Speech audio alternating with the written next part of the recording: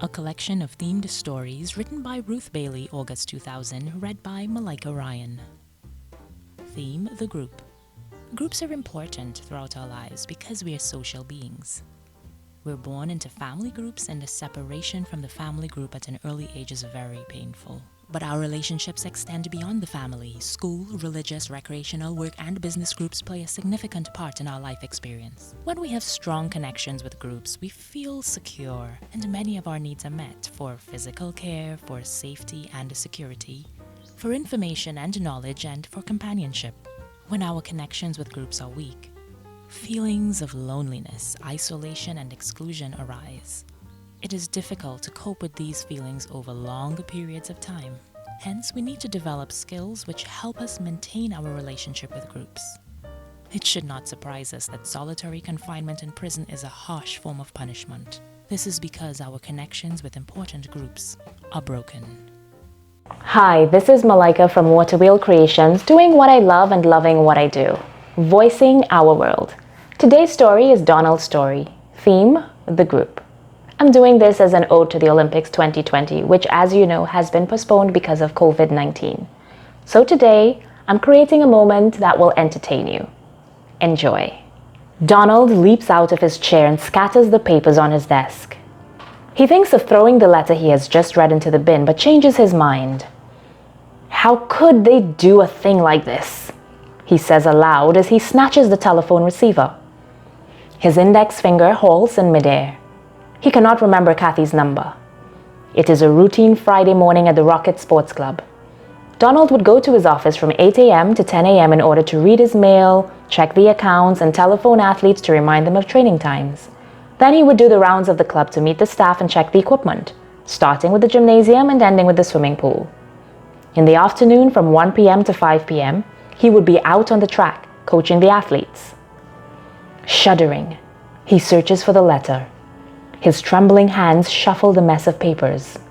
At last he finds it. Lowering his gaze, he scans the letter to where he stopped before. He reads the numbers out loud. 007895, positive. 007898, positive. His eyes burn as he checks the numbers against his private list of names a second time. That confirms it. The test results for Terrence Daly and Kathy Fields are positive. Stamping the floor, he shouts, "How could they be so foolish? Perhaps I should ring the lab. I need to check this out. No, not yet." Donald struggles to find ways of handling the situation. The tension swells within him. Nothing in his experience has prepared him for this. A newspaper headline blazes through his mind. Rockets nosedive to anabolic steroid use. His heart sinks. After working so hard, he doesn't deserve this. He feels cheated. A quick glance at his watch tells him that he's 30 minutes late for his rounds. Gasping, he drags open the bottom drawer and stuffs the letter and his private list of names into it. Then he locks the drawer, grabs his bag, and bolts through the door. There was never a time when he was so happy to escape from his office. He hurries toward the secretary's room. "Anna, please give me the phone numbers of Kathy Fields and Terrence Daly. Write them down for me." Anna's raised eyebrows query the request, but she obliges. "Sure, Donald, there you are." "Thanks." Donald pops the piece of paper in his shirt pocket and darts to the gym. He pokes his head through the door. With a quick nod and a forced smile at the weight trainees, he pulls the door shut and races to the telephone booth outside the gym. Panting, he dials the numbers and arranges for Kathy and Terrence to meet him at 12:45 p.m. in his office. Panic seizes him as he thinks of the harsh choices that face him. He flies through the rounds, every step tossing him forward to the unpredictable chasm. At last, he's at the swimming pool. It's 11:45 a.m. and he feels the sweat pouring down his arms as he watches a crowd of 20 teenagers leave the pool for the changing rooms. He reckons they are between 17 to 19 years old. "Hi there," Donald hails Luke, the new swimming instructor 3 weeks on the job. "Any chance of a swim?" "Oh yes," says 35-year-old Luke with a smile. "This is the last bunch for the morning." Donald rushes to the changing room and returns to the poolside. "A 30-minute swim is just what I need," he says in an unsteady voice. "Go on, you deserve it." Luke grins. The athletics team did a great job at Skinner Park 3 weeks ago. Thanks. Donald sighs. That took 3 years' hard work. It paid off well. Luke's eyes light up. Kathy, Terrence, and Fitzroy equaled international times for their races. Luke steps closer. I wish the swimming team could do that well. You're the right man for the job, Donald smiles. That's why I hired you. Donald catches his reflection in the water. He sees his younger self, a successful athlete forced to retire because of a leg injury. He raises his gaze and his eyes meet Luke's. I've struggled for 15 years as a coach. It's worth it in the end, isn't it? Luke stares at Donald for a second, then he turns his attention to the teenagers who are leaving the swimming area.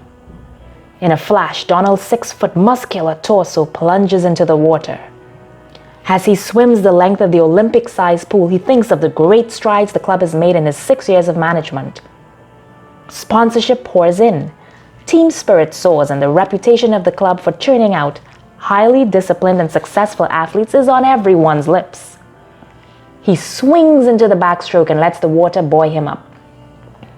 What kept him afloat all these years was his determination to triumph over circumstances. Playing by the rules, he completed a degree in sports science. Later, he trained in the management of sports and leisure centers. Now he wonders whether the struggle was worth it. If only he could stay in the pool where the water soothes his nerves. But the deed was done and he has to deal with it. He glances around and notices that Luke has left. It's lonely at the top, he thinks, as he crawls out of the pool. After changing back into his tracksuit, he heads for the cafeteria where he wolves down a banana split and a vegetarian burger. It's 12:30 p.m. and the thought of meeting the two athletes weighs on his mind like a ton of granite. Back in his office, he piles the papers to the left of his desk and plonks 2 chairs beside it. The trophies in the display cabinets sparkle at him. Pictures that capture the club's successes glare at him from the walls. They mock his anxiety. The tension builds up again. Donald takes a deep breath and exhales. Kathy and Terrence arrive on time. Standing at 5'10" with short layered hair, lavish makeup, and painted fingernails, Kathy looks as though she has just stepped out of Ebony magazine.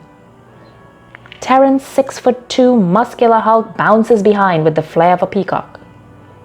Donald offers each a seat. I've got a problem here, Donald sighs. He glances at Kathy and then at Terrence. The lab results show you both tested positive. Terrence jumps out of the chair. I'm clean. There's been a mistake. Kathy grimaces.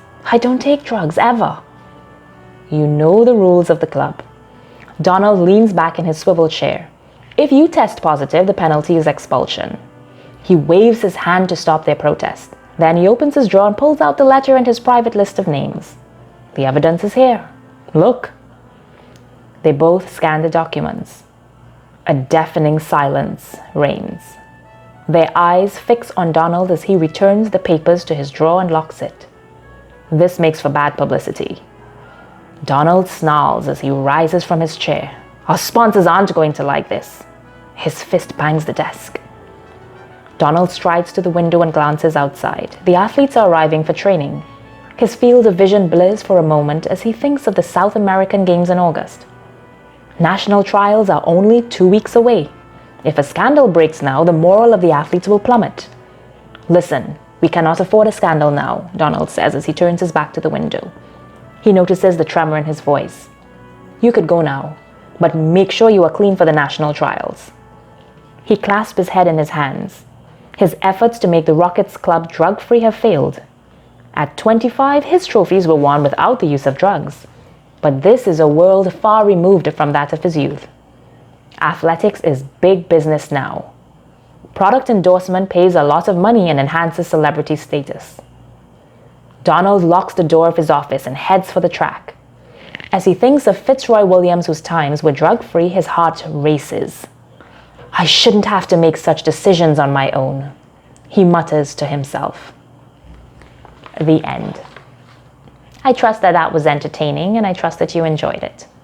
This was Donald's Story, written by Ruth Bayley, read by Malaika Ryan. Doing what I love, loving what I do. Voicing our world. See you next time. 2020 because, as you know, it's been postponed.